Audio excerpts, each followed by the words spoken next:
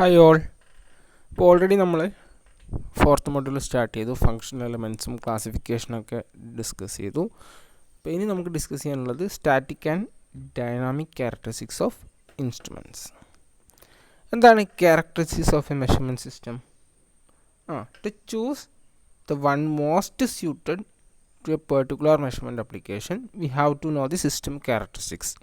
അപ്പോൾ ഒരു മെഷർമെൻറ്റ് സിസ്റ്റത്തിൻ്റെ ക്യാരക്ടറിസ്റ്റിക്സ് അറിഞ്ഞാൽ മാത്രമേ നമുക്ക് ഓരോ ആപ്ലിക്കേഷന് വേണ്ട ബെസ്റ്റ് ഇൻസ്ട്രുമെൻറ്റ് അല്ലെങ്കിൽ മെഷറിംഗ് സിസ്റ്റം യൂസ് ചെയ്യാൻ പറ്റും. To perform the performance characteristics may be broadly divided into static and dynamic characteristics. Okay, നോക്കാം. Static characteristics: the performance criteria for the measurement of quantities that remains constant or vary only quite slowly. അപ്പോൾ remains constant over time. അങ്ങനെയുള്ള ക്യാരക്ടറിസ്റ്റിക്സിനാണ് static characteristics എന്ന് പറയുന്നത്. ഇനി dynamic characteristics എന്തായിരിക്കും? അതിൻ്റെ നേരെ opposite എന്തായിരിക്കും? Not remains constant.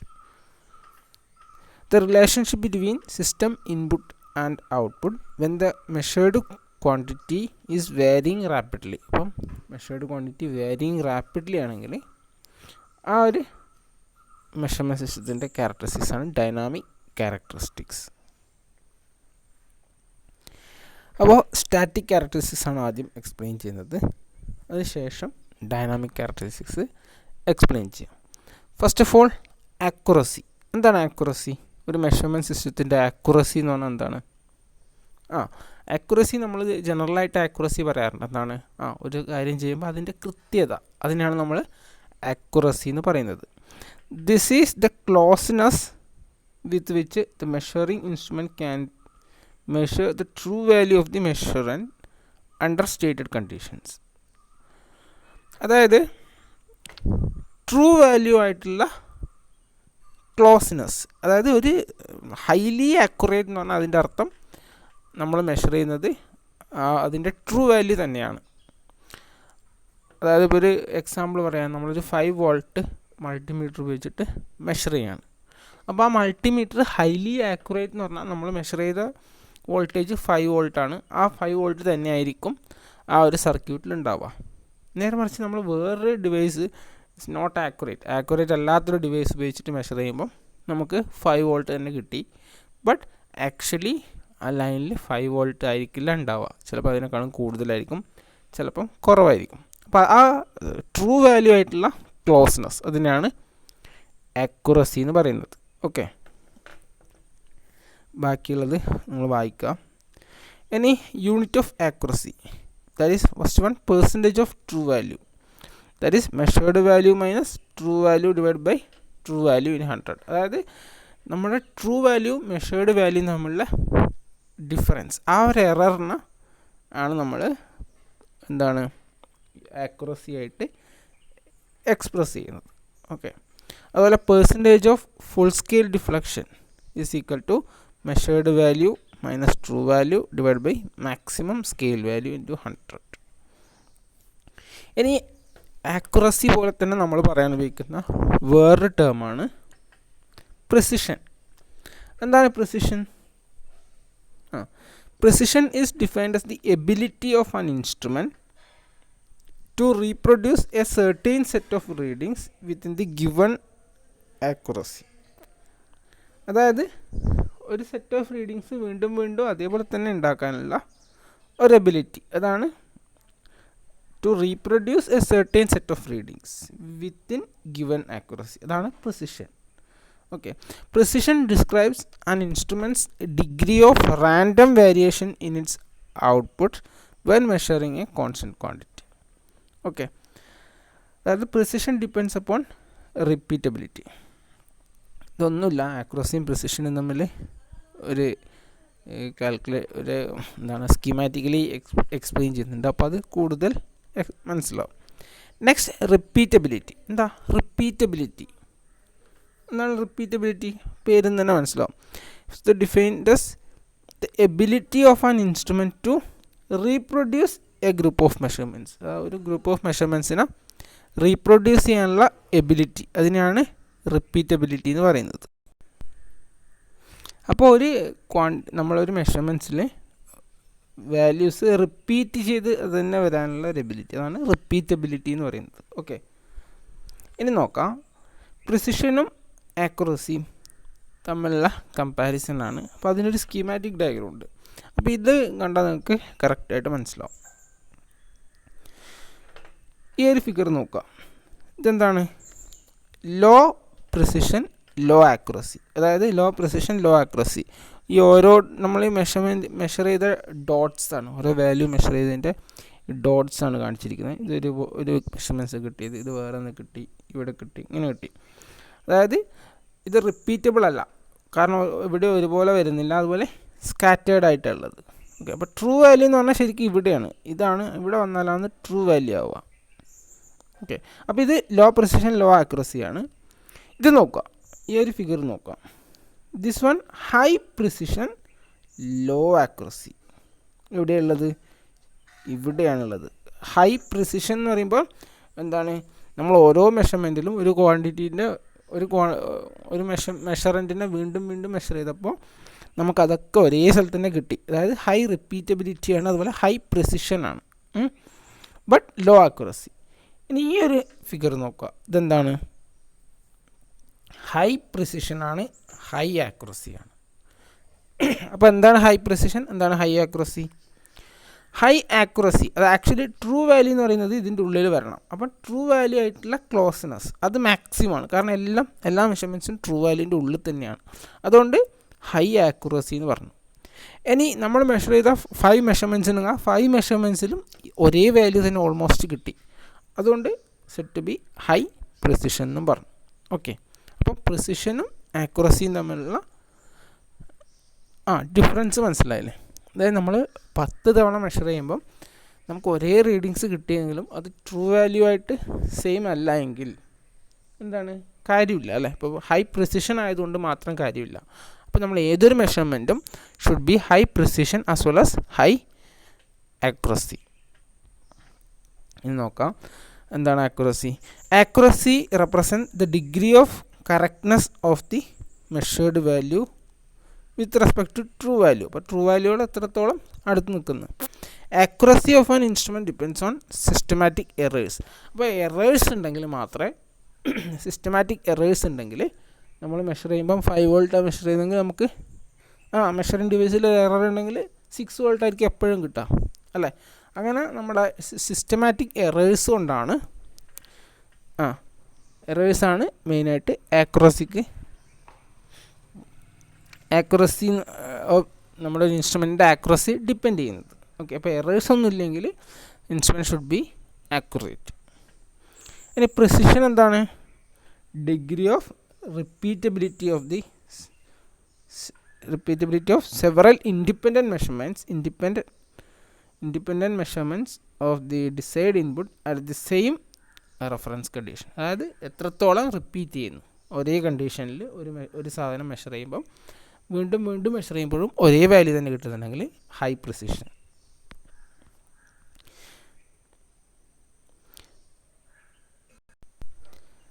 Precision of an instrument depends on the factors that cause random accidental errors. അതായത് ഓരോ ടൈമിലും ഓരോ റാൻഡം എറേഴ്സ് വന്നു കഴിഞ്ഞാൽ സിസ്റ്റമാറ്റിക് എറേഴ്സ് എന്ന് പറഞ്ഞാൽ എപ്പോഴും ഉണ്ടാകുമ്പം നമ്മൾ മെഷർ ചെയ്ത് കഴിഞ്ഞാൽ ആക്യുറസി കുറയും അല്ലേ? ഇനി റാൻഡം എറേഴ്സ് നമ്മൾ ഒരു തവണ മെഷർ ചെയ്യുമ്പം എന്തെങ്കിലും ചെറിയ പ്രശ്നം പറ്റി, അപ്പോൾ ഒരു വാല്യൂ കിട്ടി. വീണ്ടും മെഷർ ചെയ്യുമ്പം നേരത്തെ ഉണ്ടായിരുന്ന പ്രോബ്ലം അല്ല, വേറെ നമ്മൾ കണക്ട് ചെയ്തതിൻ്റെ എന്തെങ്കിലും ചെറിയ മിസ്റ്റേക്ക്, അല്ലെങ്കിൽ നമ്മൾ ശരിക്കും കോണ്ടാക്റ്റ് ആയിട്ടില്ല, അങ്ങനെ വേറെ മിസ്റ്റേക്ക്, അങ്ങനെ ഓരോ തവണയും ഓരോ മിസ്റ്റേക്സ് വരുമ്പോൾ നമുക്ക് ഓരോരോ സ്ഥലത്തായിരിക്കും ഓരോരോ പോയിന്റിലായിരിക്കും റീഡിങ്സ് കിട്ടുന്നത്. അതാണ് പ്രിസിഷനെ എഫക്റ്റ് ചെയ്യുന്ന കാര്യം. ഓക്കെ, നെക്സ്റ്റ് വരുന്നത് റെസൊല്യൂഷൻ അല്ലെങ്കിൽ discrimination. It is the minimum change or smallest increment in the measured value that can be detected with certainly by the instruments. It can be the least count of the instruments. അതായത് ഓരോ ഇൻസ്ട്രുമെൻറ്റിൻ്റെ resolution നമ്മൾ പറയാറില്ലേ, resolution ചെറുതാണ്, resolution വലുതാണെന്നൊക്കെ. അപ്പം very small value കൂടി measure ചെയ്യാൻ പറ്റുന്ന ഇൻസ്ട്രുമെൻസിൻ്റെ resolution high ആണെന്ന് പറയും. അപ്പം ചില ആപ്ലിക്കേഷൻസിൽ നമുക്ക് ഹൈ റെസൊല്യൂഷനുള്ള ഇൻസ്ട്രുമെൻറ്റ്സ് വേണ്ടി വരും. ചില ആപ്ലിക്കേഷൻസിൽ റെസൊല്യൂഷൻ വലിയ പ്രശ്നം, ആവറേജ് റെസൊല്യൂഷനുള്ള ഇൻസ്ട്രുമെൻറ്റ് മതി. അപ്പം depends on the application we will choose the instruments based on resolution. Next, dead space അല്ലെങ്കിൽ threshold. Dead space or threshold is defined as the range of different input values over which there is no change in the output values. അപ്പോൾ ഈ figure നോക്കുക, ഇതാണ് measured variable, ഇതാണ് output readings. അപ്പം നമ്മൾ ഈ ഒരു ഗ്യാപ്പിൽ ഇത്രയും സമയം നമ്മൾ റീഡിങ്സ് മെഷർ ചെയ്യുന്നുണ്ട്, അതായത് നമ്മളിപ്പോൾ വോൾട്ടേജ് മെഷർ ചെയ്യുന്നുണ്ട്, ബട്ട് നമ്മുടെ ഔട്ട്പുട്ടിൽ നമുക്ക് ഒന്നും കാണാനില്ല. അതുപോലെ തന്നെ ഇങ്ങോട്ടും. അപ്പോൾ ഈ ഒരു സ്പേസ്, അതായത് നമ്മൾ ഒരു ക്വാണ്ടിറ്റി മെഷർ ചെയ്യുന്നുണ്ടെങ്കിലും നമ്മൾ ഔട്ട്പുട്ടിൽ റീഡിങ്സ് കിട്ടാത്ത ആ ഒരു സ്പേസ്, അതിനെയാണ് ഡെഡ് സ്പേസ് എന്ന് പറയുന്നത്. there is no change in output values. അപ്പം നമ്മൾ ഇൻസ്ട്രുമെൻസിൻ്റെ dead space should be minimum. അധികം ഡെഡ് സ്പേസ് ഉള്ള ഇൻസ്ട്രുമെൻറ്റ്സ് യൂസ് ചെയ്ത്, അപ്പം ഓരോ ആപ്ലിക്കേഷൻസിന് അനുസരിച്ചിട്ട് ഡെഡ് സ്പേസ് കുറഞ്ഞതോ ഡെഡ് സ്പേസ് കൂടിയതോ ആയ ഇൻസ്ട്രുമെൻറ്റ്സ് യൂസ് ചെയ്യാം. നെക്സ്റ്റ് വരുന്നത് ടോളറൻസ്. എന്താണ് ടോളറൻസ് ലെവൽ? നമ്മൾ ഓൾറെഡി പഠിച്ചാണ് tolerance. This is the plus or minus error. അതായത് നമ്മൾ ഒരു ഇൻസ്ട്രുമെൻറ്റിന് ഒരു പെർട്ടിക്കുലർ എറേഴ്സ് പോസിബിളാണ്, അതിനാണ് ടോളറൻസ് എന്ന് പറയുന്നത്. Tolerance is a term that is closely related to the accuracy and defines the maximum errors, that is the maximum errors that is to be expected in some values. But 5%, അപ്പോൾ ചില ഇൻസ്ട്രുമെൻറ്റ്സിൽ കണ്ടിട്ടുണ്ടാവും 5% ആണ് അതിൻ്റെ tolerance. അതായത് 5 volt measure ചെയ്യുമ്പം 5 volt നമ്മൾ measure ചെയ്യുമ്പം ഇതിൻ്റെ actual value 5 plus or minus 5% ആയിരിക്കും. അതായത് ചിലപ്പം എത്രയാണ് 5%? 5/100 ചെയ്താൽ 5%, അപ്പോൾ 0.25 അല്ലേ. അപ്പോൾ 4.75 5.25 ആയിരിക്കും ആക്ച്വൽ വാല്യൂ. അതായത് ദിസ് ഈസ് ദി ടോളറൻസ് എന്ന് പറഞ്ഞാൽ this is the maximum error that is to be expected in some values. Tolerance describes the maximum deviation of a manufactured component from some specified value. അപ്പോൾ അതിനാണ് tolerance എന്ന് പറയുന്നത്. Range or span. ഇപ്പോൾ range of instruments നമ്മൾ പറയാറുണ്ട്, അതിൽ 500 volt വരെ മാത്രമേ മെഷർ ചെയ്യാൻ പറ്റൂ, അതിൽ കൂടുതൽ മെഷർ ചെയ്യാൻ പറ്റില്ല. അങ്ങനെ the range or span of an instruments defines the minimum and maximum values of quantity that the instrument is design to measure. അതായത് 0 വോൾട്ട് ടു 500 വോൾട്ട്, ഇതാണ് ഒരു വോൾട്ട് മീറ്ററിൻ്റെ റേഞ്ച് എങ്കിൽ ഇതിൽ 0 to 500 ഇതിൻ്റെ ഇടയിലുള്ളൊരു വോൾട്ടേജ് മാത്രമേ മെഷർ ചെയ്യാൻ പറ്റൂ. അപ്പോൾ 510 വോൾട്ട് വന്നു കഴിഞ്ഞാൽ എന്ത് ചെയ്യും? ഡിഫ്ലക്ഷൻ മാക്സിമം 500 നിൽക്കും, അതിന് ശേഷമുള്ള റീഡിങ്സ് നമുക്ക് മെഷർ ചെയ്യാൻ പറ്റില്ല. അതാണ് റേഞ്ച് ഓർ സ്പാൻ. നെക്സ്റ്റ് വരുന്നത് linearity. This is the closeness to straight line of the relationship between true process variables and the measurements. അതായത് നോക്കുക, ഈ ഒരു സ്ട്രെയിറ്റ് ലൈനാണ്, നമ്മുടെ ആക്ച്വൽ റിസൾട്ട് ഇതാണ്. അപ്പോൾ ഈ ഒരു സ്ട്രെയിറ്റ് ലൈനിൽ നിന്ന് ആക്ച്വൽ റിസൾട്ട് അത് തമ്മിലുള്ള ഡിഫറൻസ്, അതാണെന്ത്? എറർ. അപ്പോൾ linearity means this is the closeness to a straight line of the relationship between the true process variable and the measurement. ഇപ്പോൾ നോക്കാം, that is the deviation of transducers output curve from a specified straight line. അതായത് നമ്മളൊരു transducers output curve from specified straight line. അപ്പോൾ ആ actual വാല്യൂന്ന് നമ്മുടെ measured value ഉണ്ടാകുന്ന deviation, അതിനെയാണ് ലീനിയാരിറ്റി എന്ന് പറയുന്നത്. ഇൻഡിപെൻഡൻറ്റ് ഓഫ് ഇൻപുട്ട്, അതുപോലെ പ്രൊപ്പോർഷണൽ ടു ദി ഇൻപുട്ട് ആവാം, അല്ലെങ്കിൽ combined input and proportional to the input ആവാം. അതുപോലെ linearity is usually reported as non linearity, which is the maximum of the deviation between calibration curve and a straight line position so that the maximum deviation is minimized. Next വരുന്നതാണ് sensitivity of the measurement. എന്താണ് sensitivity? Sensitivity എന്താണ്? Change of output signal by change in input signal. അതായത് നമ്മുടെ ഇൻപുട്ടിൽ change ഉണ്ടാകുമ്പം അതിന് പ്രൊപ്പോർഷണലായിട്ട് എത്ര change ഔട്ട്പുട്ടിലുണ്ടാവും, ആ ഒരു റേഷ്യോ ആണ് സെൻസിറ്റിവിറ്റി എന്ന് പറയുന്നത്. ഓക്കെ, അപ്പോൾ ഹൈലി സെൻസിറ്റീവായ എക്യുപ്മെൻ്റ് എന്ന് പറയുമ്പോൾ ഇൻപുട്ടിൽ വെരി സ്മോൾ ചേഞ്ച് ഉണ്ടായാലും ഔട്ട്പുട്ടിൽ എന്തുണ്ടാവും? ഹൈ സ്പീഡിൽ ഔട്ട്പുട്ടിൽ അതിനേക്കാളും വലിയ ചേഞ്ച് ഉണ്ടാവും. അപ്പോൾ ആ ഒരു ratio change in output signal by change in input സിഗ്നലാണ് സെൻസിറ്റിവിറ്റി എന്ന് പറയുന്നത്. ഓക്കെ, നെക്സ്റ്റ് വരുന്നത് റിലയബിലിറ്റി. ഒരു ഇൻസ്ട്രുമെൻറ്റ് ഷുഡ് ബി റിലയബിൾ ആയിരിക്കണം, നമുക്ക് കൂടുതൽ കാലം യൂസ് ചെയ്യാൻ പറ്റണം. അതാണ് reliability. Is the probability that a device will adequately perform for a period of time under specified operating conditions. Okay, അതായത് ഒരു എക്യുപ്മെൻറ്റ്സ് ഒരു പെർട്ടിക്കുലർ ടൈമിൽ കൃത്യമായിട്ട് വർക്ക് ചെയ്യുന്നുള്ളതിൻ്റെ ഒരു പ്രോബബിലിറ്റി, അതിനെയാണ് റിലയബിലിറ്റി. അതായത് ഹൈലി റിലയബിൾ എന്ന് പറഞ്ഞു കഴിഞ്ഞാൽ ഒരു പ്രശ്നമില്ലാണ്ട് വർക്ക് ചെയ്യും, അതാണ് highly reliable. Some sensors are required for safety or protect quality and therefore they should be very reliable. അപ്പോൾ സേഫ്റ്റിക്കൊക്കെ വേണ്ടിയിട്ട് നമ്മുടെ ചില സെൻസേഴ്സൊക്കെ യൂസ് ചെയ്യും അല്ലേ. അപ്പോൾ സെൻസേഴ്സ് എക്സാമ്പിൾ പറഞ്ഞു കഴിഞ്ഞാൽ നമ്മുടെ കാറിൻ്റെ എയർ ബാഗ്, ഒരു ആക്സിഡൻറ്റ് ഉണ്ടായിക്കഴിഞ്ഞാൽ അപ്പോൾ തന്നെ കാറിൻ്റെ എയർ ബാഗൊക്കെ ഓപ്പണായി വരത്തില്ലേ. അപ്പോൾ അതൊരു എക്സാമ്പിളായി എടുത്തു കഴിഞ്ഞാൽ അതിനെന്താണ്, ഒരു സഡൻ ആക്സിഡൻറ്റിന് സെൻസ് ചെയ്യാൻ വേണ്ടിയിട്ട് സെൻസേഴ്സ് ഉണ്ടാവും അല്ലേ. അപ്പോൾ ആ സെൻസേഴ്സ് കറക്റ്റായിട്ട് റിലയബിളായിട്ട് വർക്ക് ചെയ്താൽ മാത്രമേ ആ എപ്പോഴെങ്കിലും ഉണ്ടാകുന്ന ആക്സിഡൻറ്റ്സ് നമുക്ക് പ്രൊട്ടക്ഷൻ കിട്ടും.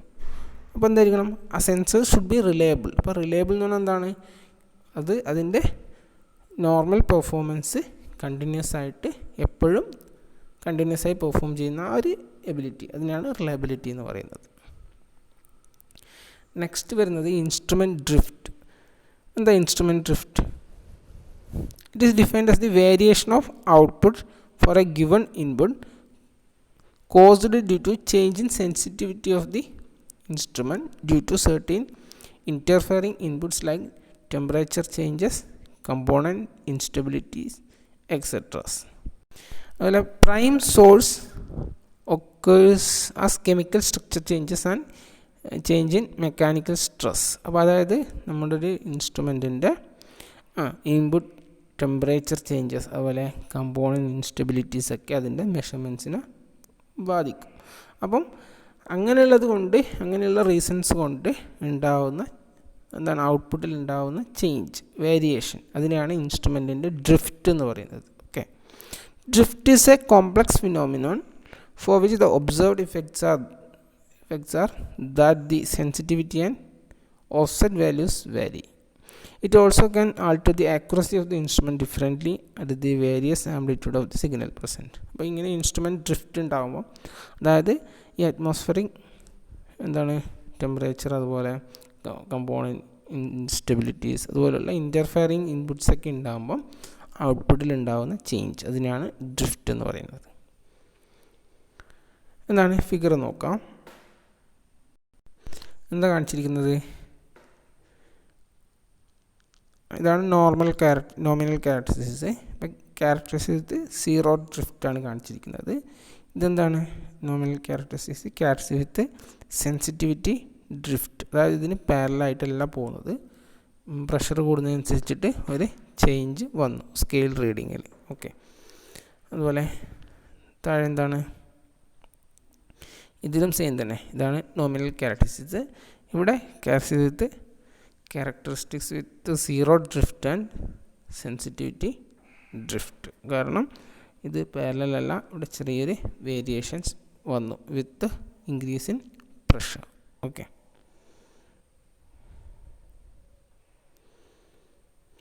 നെക്സ്റ്റ് വരുന്നതാണ് ഹിസ്റ്റെരീസിസ്. അപ്പോൾ ഹിസ്റ്റെരീസിസ് എന്താണ്? നിങ്ങൾ ഓൾറെഡി ഹിസ്റ്റെരീസിസ് കർവൊക്കെ പഠിച്ചതാണ്.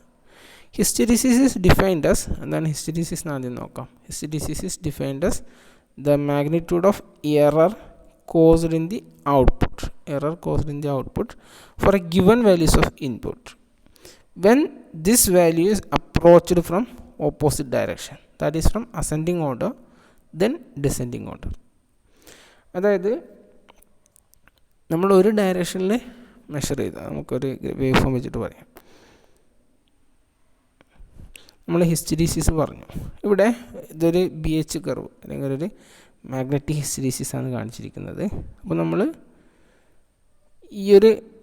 നമ്മളിവിടെ നിന്നാണ് മെഷർ ചെയ്യാൻ സ്റ്റാർട്ട് ചെയ്യുന്നതെങ്കിൽ ഇങ്ങനെ ഇൻക്രീസ് ചെയ്തു അല്ലേ. അതായത് മെഷേർഡ് വേരിയബിൾ ഹയർ ആകുമ്പം ഇങ്ങനെ പോയി. ഇനി വീണ്ടും നമ്മൾ റിവേഴ്സ് വരുമ്പോൾ ശരിക്കും ഇതേ പാത്ത് തന്നെയാണ് വരേണ്ടത് അല്ലേ. ബട്ട് അതിന് പകരം ഈ ഒരു പാത്തിലായിരിക്കും വരുന്നത്. അതായത് നമ്മൾ മെഷേർഡ് വേരിയബിൾ ഇൻക്രീസ് ചെയ്യുമ്പം ഇതിലാണ് പോയതെങ്കിൽ മെഷേർഡ് വേരിയബിൾ ഡിക്രീസ് ചെയ്യുമ്പം ഔട്ട്പുട്ട് ഈ ഒരു രീതിയിലാണ് പോകുന്നത് അല്ലേ. അപ്പോൾ ഈ ഒരു ഡിഫറൻസ് ഇതിനാണ് എന്ത് പറയുന്നത്, ഹിസ്റ്റെരീസിസ് എന്ന് പറയുന്നത്. ഓക്കെ, അപ്പോൾ എന്താണ് hysteresis? Is defined as the magnitude of error caused in the output for a given value of input when this value is approached from opposite direction. അതായത് നമ്മൾ ആദ്യം ഈ ഒരു ഡയറക്ഷനിൽ എടുക്കുമ്പോഴാണ് നമുക്ക് ഇങ്ങനെ ഒരു പാത്ത് കിട്ടിയത്. പിന്നെ ആ മെഷേർഡ് വാല്യൂ ഡിക്രീസ് ചെയ്യുന്ന ഡയറക്ഷനിൽ എടുക്കുമ്പോൾ നമുക്ക് ശരിക്കും ആക്ച്വലി ഈ ഒരു പാത്തിൽ തന്നെ തിരിച്ചു വരണം. ബട്ട് ഡ്യൂ ടു ഹിസ്റ്റെരീസിസ് വേറൊരു പാത്തിലേക്ക് കൂടിയാണ് തിരിച്ചു വരുന്നത്. അപ്പോൾ ആ ഒരു ഡിഫറൻസ് അതിനെയാണ് ഹിസ്റ്റെരീസിസ് എന്ന് പറയുന്നത്. ഓക്കെ, അപ്പോൾ ഹിസ്റ്റെരീസിസ് എന്ന് പറയുമ്പം ഹിസ്റ്റെരീസിസ് എഫക്റ്റ് ചെയ്യുന്നത് ഒന്ന് മാഗ്നറ്റിക് ക്യാരക്ടറിസ്റ്റിക്സ് അതുപോലെ പിന്നെ വരുന്നത് ഈ മെക്കാനിക്കൽ സിസ്റ്റത്തിൽ ഡ്യൂ ടു ബാക്ക്ലാഷ് കൊണ്ട് മെക്കാനിക്കൽ സിസ്റ്റത്തിലും അങ്ങനെ ഒരു പ്രശ്നം ഉണ്ടാവാറുണ്ട്. ഓക്കെ, അതായത് careful observation of the output or input relationship of A block will sometimes reveals different result as the signals varies in direction of the movement. Okay, mechanical systems will often show a small difference in length as the direction of the applied force is reversed. Okay, അതായത് mechanic സിസ്റ്റത്തിലൊരു ചെറിയ difference ഉണ്ടാവാറുണ്ട്. നമ്മൾ force അങ്ങോട്ട് കൊടുത്ത് അത് തിരിച്ചു കൊടുക്കുമ്പം അതേപോലെ വരില്ല. Okay, the same effect arises as magnetic field is reversed in a magnetic material. അതായത് ഒരു മാഗ്നറ്റിക് മെറ്റീരിയലിൽ നമ്മളൊരു മാഗ്നറ്റൈസിങ് ഫോഴ്സ് കൊടുത്തു. അപ്പോൾ BH കർവ് എന്ന് പറയുന്നത് ബിയും എച്ചും. അപ്പോൾ മാഗ്നറ്റിക് ഫോഴ്സ് കൊടുക്കുമ്പം ഈ ഒരു രീതിയിലായിരിക്കും കർവ് പോവുക. അതായത് ആ മെറ്റീരിയൽ പെട്ടെന്ന് തന്നെ മാഗ്നറ്റൈസ് ചെയ്യും. എന്നിട്ട് ഈ മാഗ്നറ്റൈസിങ് ഫോഴ്സ് നമ്മൾ റെഡ്യൂസ് ചെയ്യുമ്പം എന്ത് ചെയ്യണം, ഓട്ടോമാറ്റിക്കലി ആ മെറ്റീരിയലിലെ മാഗ്നറ്റിസം ലോസ് ആവണം. ബട്ട് ലോസ് ആവില്ല. ഇങ്ങനെ ഈ ഒരു പാത്തിലേക്ക് കൂടി ആയിരിക്കും ലോസ്. അതായത് നമ്മൾ കൊടുത്ത മാഗ്നറ്റൈസിങ് ഫോഴ്സ് 0 ആക്കിയാലും നമ്മുടെ മെറ്റീരിയൽ കംപ്ലീറ്റ് ആയിട്ട് 0 മാഗ്നറ്റൈസേഷൻ പറ്റില്ല. അപ്പോൾ ഒരു റിവേഴ്സ് ഫോഴ്സ് കൊടുത്തിട്ടാണ് നമ്മൾ മാഗ്നറ്റിക് മെറ്റീരിയലിൽ മാഗ്നറ്റൈസേഷൻ 0 ആക്കുക. ഓക്കെ, അപ്പോൾ ഇങ്ങനെ നമ്മൾ മുന്നോട്ട് മെഷർമെൻറ്റ് ചെയ്യുമ്പോൾ അതായത് മാഗ്നറ്റൈസിങ് ഫോഴ്സ് H അപ്ലൈ ചെയ്യുമ്പോൾ ഉള്ള ഡയറക്ഷനിലായിരിക്കില്ല മാഗ്നറ്റൈസിങ് ഫോഴ്സ് റെഡ്യൂസ് ചെയ്യുമ്പോൾ ആ ഒരു മെറ്റീരിയലിലുണ്ടാകുന്ന മാഗ്നറ്റിക് സ്ട്രെങ്ത്. അപ്പോൾ ഇതിനാണ് മാഗ്നറ്റിക് ഹിസ്റ്റെരീസിസ് എന്ന് പറയുന്നത്. ഓക്കെ, ഇനി ബാക്ക്ലാഷ് എന്ന് പറയുന്ന ഒന്നുമില്ല. അപ്പോൾ ഗിയേഴ്സിൻ്റെ ഒക്കെ ഇടയിൽ it is defined as the maximum distance or angle through which any part of mechanical system may be moved in one direction without causing motion of the next part. അതായത് നമ്മൾ ഗിയേഴ്സിലൊക്കെ ഒരു ചെറിയ ആംഗിൾ മൂവ് ചെയ്യുമ്പോൾ, അതായത് ഗിയറിൻ്റെ ഇടയിൽ, രണ്ട് ഗിയറിൻ്റെ ഇടയിൽ, ഇപ്പോൾ ഒരു ഗിയറാണ് വേറെ ഗിയറാണെങ്കിൽ ഈ ഒരു സ്പേസ് ഇല്ലേ, അപ്പോൾ ഈ ഗിയർ നമ്മുടെ ഗിയർ ടൂത്ത് ഈ ഒരു ഗ്യാപ്പ് മൂവ് ചെയ്താലും നമ്മുടെ സെക്കൻഡ് ഗിയറിലൊരു മോഷൻ ഉണ്ടാവില്ല അല്ലേ. അപ്പോൾ ആ ചെറിയൊരു ഗ്യാപ്പ് അതിനാണ് എന്ന് പറയുന്നത് ബാക്ക്ലാഷ് എന്ന് പറയുന്നത്. അതായത് ഒരു ഗിയർ പാർട്ട് മൂവ് ചെയ്താൽ അതിൻ്റെ മറ്റേ പാർട്ട് മൂവ് ചെയ്യാത്ത ഒരു സ്പേസ്, അതിനെയാണ് ബാക്ക്ലാഷ് എന്ന് പറയുന്നത്. ഓക്കെ, അതായത് ഈ ഒരു ഡയറക്ഷനിൽ ഇത് മൂവ് ചെയ്യുമ്പം എന്ത് പറ്റും, നമ്മളെ ഈ ഒരു ഗിയറുമായിട്ട് ഡയറക്റ്റ് കോണ്ടാക്ട് ചെയ്തിട്ടായിരിക്കും മൂവ് ചെയ്യുക അല്ലേ. ഇനി നമ്മൾ റിവേഴ്സ് ചെയ്യുമ്പം ഇത്ര പോലെ സ്പേസ് എന്ത് ചെയ്യും, ഈ ഗിയർ ഇങ്ങോട്ട് മൂവ് ചെയ്ത് ഈ അറ്റത്ത് എത്താൻ വേണ്ടിയിട്ട് എടുക്കൂലേ.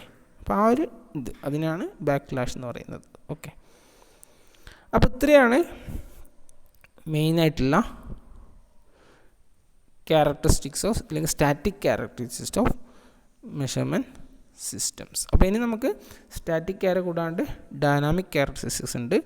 അത് നമ്മൾ അടുത്ത വീഡിയോയിൽ എക്സ്പ്ലെയിൻ ചെയ്യും. Okay, thank you for watching.